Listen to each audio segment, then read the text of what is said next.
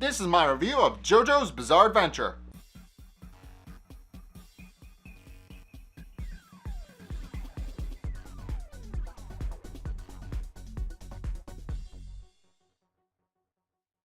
Okay, so a bit of a caveat, I had to re-record this, but that's not really important.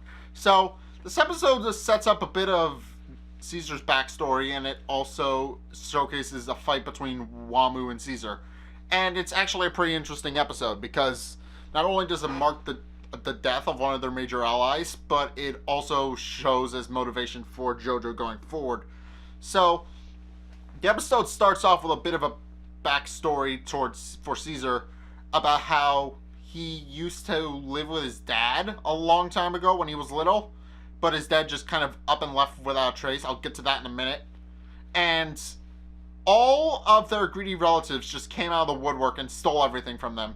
Caesar eventually became a delinquent who grew to resent his father, and eventually, when Caesar was 16, he eventually tracked down his father, but realized too late that his father had taken up the torch of his grandfather before him and was actually trying to protect his family from the Pillarmen.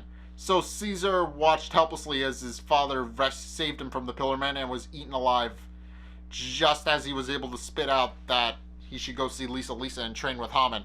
Hence why Caesar decided to go in against Cars alone so that he could get revenge. Unfortunately, Caesar realizes too late that Wamu is also in the church, and Wamu has developed a new trick that enables him to survive in sunlight, where he uses special little spouts that stick out of his skin to generate water vapor, and then uses his ability to manipulate wind to shield himself with the water vapor. Hence, putting Caesar on the defensive, because now he has no idea where Wamu is, because Wamu is able to make himself invisible with this new trick. One of Lisa's orderlies, the remaining one, goes to check in on Caesar and tells him that fighting is madness, but realizes too late that Wamu is there and gets his arm cut off, is dragged back into the church, and is presumably slowly dying a slow, painful death, because he's still alive when Caesar goes in the church, but is in pretty rough shape and doesn't survive that initial encounter. So, Caesar, realizing that Wamu will be unable to be hurt with sunlight while his shield is up, decides to use his newly developed bubble cutter, which is a combination of his bubble launcher and Haman cutter from his grandfather, and uses that to cut through Wamu's shield, which enables Wamu to basically go on the defensive and make Caesar mostly win the fight, except Wamu is able to backwards somersault into Caesar, uses him as a launch pad, and bursts through the wall of the church. So, but now Caesar has a way to defeat him indoors, which is kind of a problem, but not entirely. I'll get to that in a minute. Caesar goes in after Wamu and continues his assault on Wamu with his bubble launcher.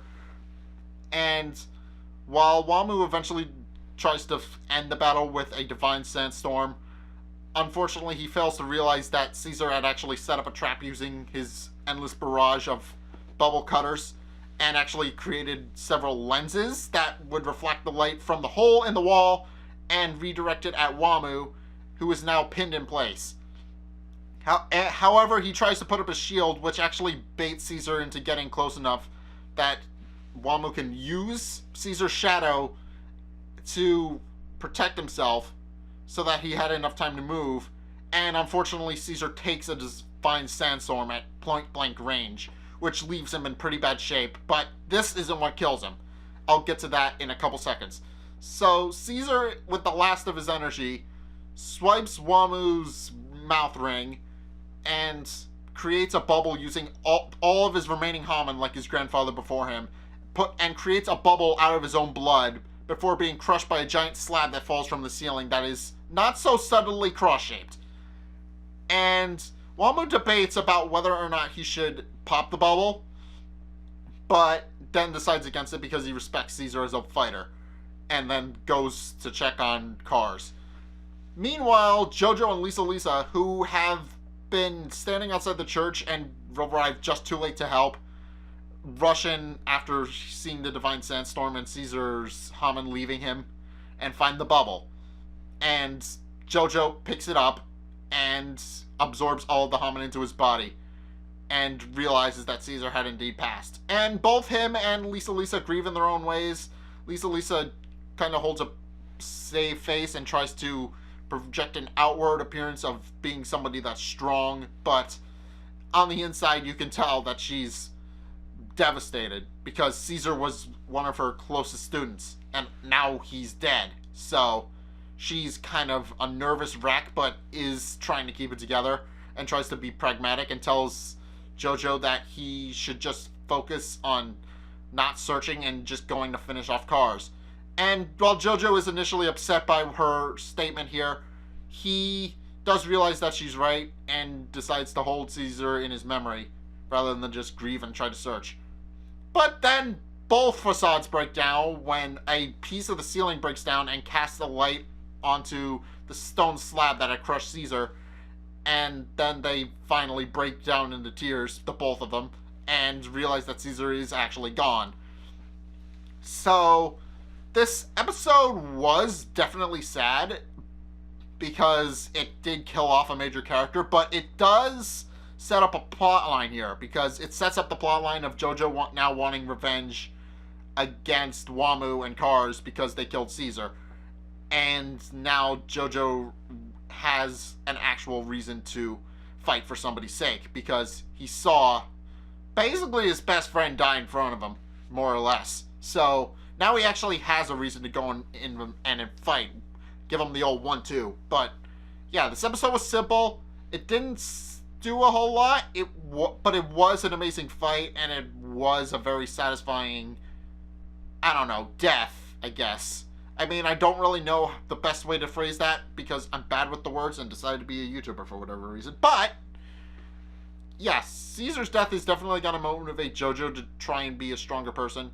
And he does have the lip ring, which means that now Jojo can get rid of the last wedding ring of death that's in his system.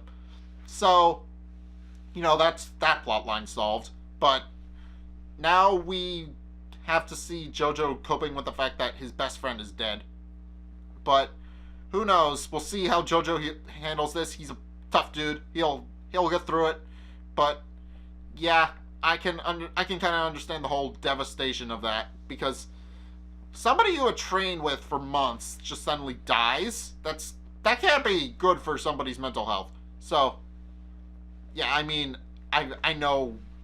Yeah, I'm just gonna stop talking because I'm gonna say something that's going to come back to bite me in the ass. So if you guys have seen this episode of JoJo's Bizarre Adventure, what did you guys think? Let's get a discussion going in the comment section down below, or over on my Discord server, link in the description. Anyway, thank you guys so much for watching. If you enjoyed, be sure to hit that like and subscribe button.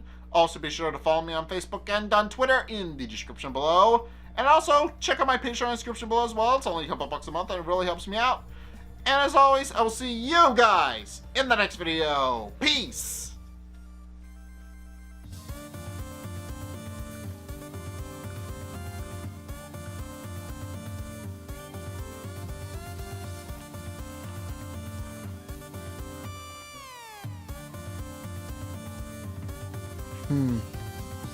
I got coins or something.